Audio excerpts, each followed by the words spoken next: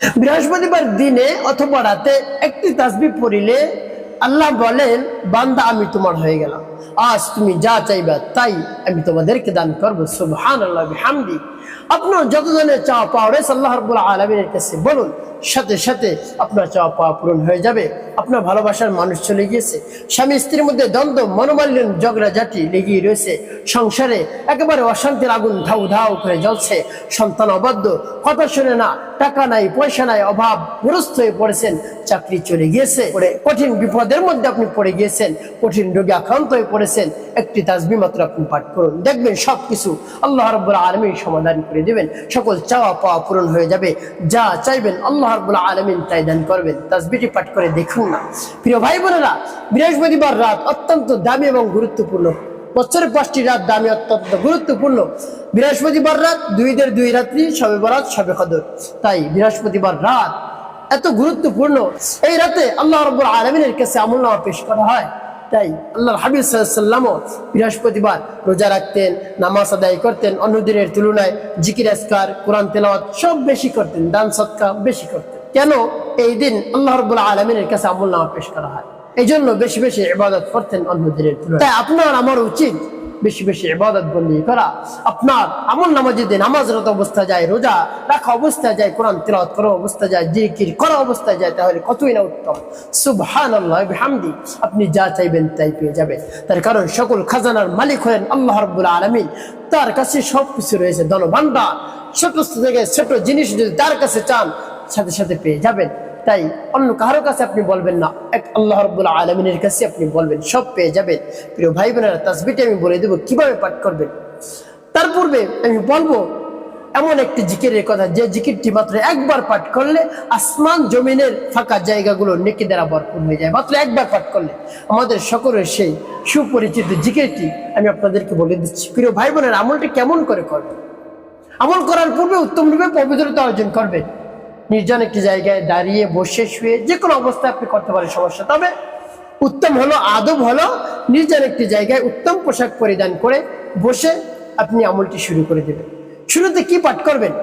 জীবনের গুনার কথা স্মরণ করে ক্ষমা প্রার্থনা করবেন, হে আল্লাহ, আমি তো একজন অপরাধী, অন্যায় করেছি, অপরাধ করেছি, ছোট বড়, দিনে রাতে, প্রকাশ্যে গোপনে যত গুনাহ করেছি আপনি মাফ করে দিন।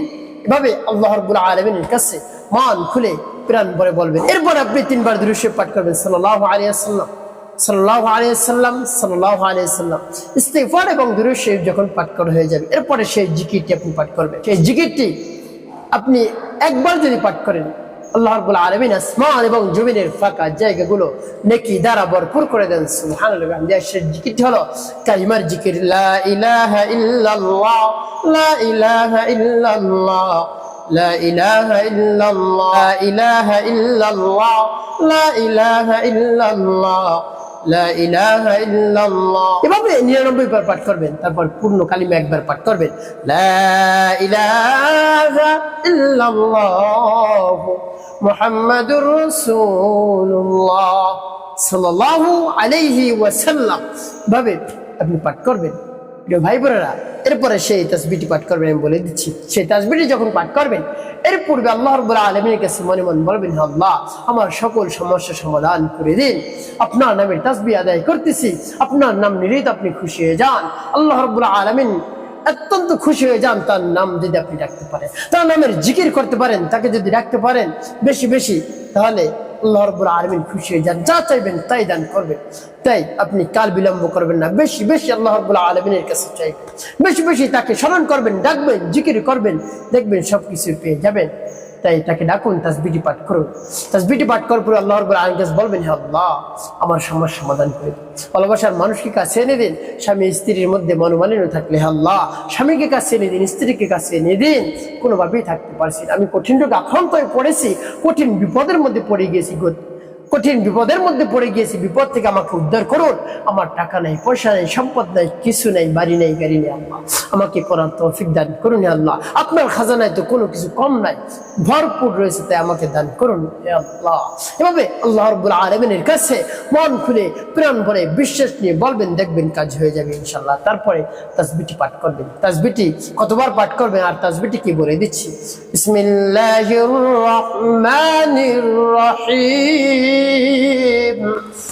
ইয়া যাল জালালি ওয়াল ইকরাম, ইয়া যাল জালালি ওয়াল ইকরাম, ইয়া যাল জালালি ওয়াল ইকরাম। এভাবে তাসবিহটি 11 বার পাঠ করবে।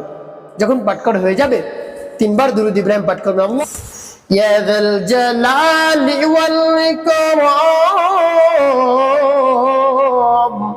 ইয়া যাল জালালি ওয়াল ইকরাম, ইয়া যাল জালালি ওয়াল ইকরাম। এভাবে তাসবিহটি 11 বার পাঠ করবে।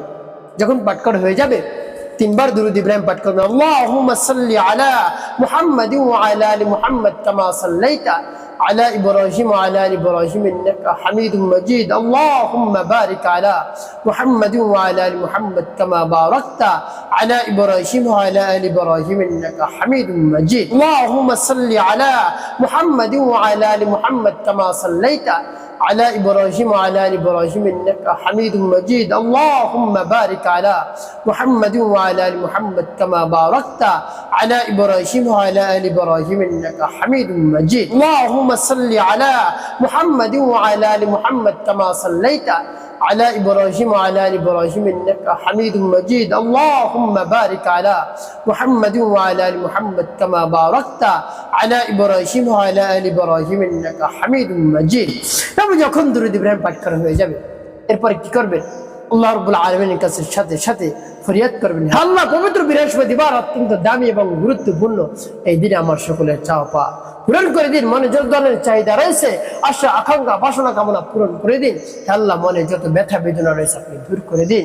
এভাবে আল্লাহ রাব্বুল আলামিনের কাছে মন খুলে প্রাণ ভরে বিশ্বাস নিয়ে বলবেন, কাজ হয়ে যাবে ইনশাআল্লাহ। একটি কাজ আপনাকে করতে হবে, 5 ওয়াক্ত নামাজ আদায় করতে হবে, মানুষের কল্যাণ কাজ করবেন, খিদমত কাজ করবেন, মিথ্যা কথা বলবেন না। আপনার জীবন সুখময় হবে, শান্তিপূর্ণ হবে ইনশাআল্লাহ।